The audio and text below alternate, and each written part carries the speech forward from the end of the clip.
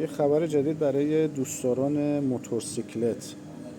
گیربکس DCT هوندا موتور ژاپن تاریخ لایسنسش چند ماه پیش به سر اومد و بقیه کمپانی‌ها اجازه پیدا کردن تا گیربکس DCT هوندا رو محصولاتشون کپی کنن، مثل BMW آلمان. ولی طبق معمول هوندا موتور ژاپن همیشه از بقیه رقیباش جلوتره و ایکلچ اتوماتیک رو روونه بازار کرد که الان رو 2 تا از محصولاتش نصب شده.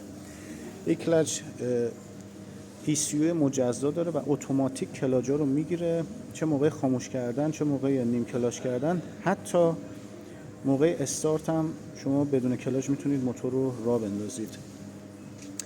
فرقش با کویک شیفتر اینه که کویک شیفتر شما موقع خاموش کردن یا موقعی که موتور رو بخواید تو دنده یک بزنید باید کلاژ بگیری، فقط وسطی‌ها رو، دنده‌های وسطی رو کلاژ نمیگیری. ولی این ایکلچ کاملا کار یه گیربکس اتوماتیک رو میکنه. لایسنسش فقط برای هوندا فعلا، هیچ کس نمیتونه کپی کنه تا موقعی که لایسنسش باطل بشه، مثل گیربکس DCT که الان BMW گیربکس DCT رو کپی کرده رو محصولاتش.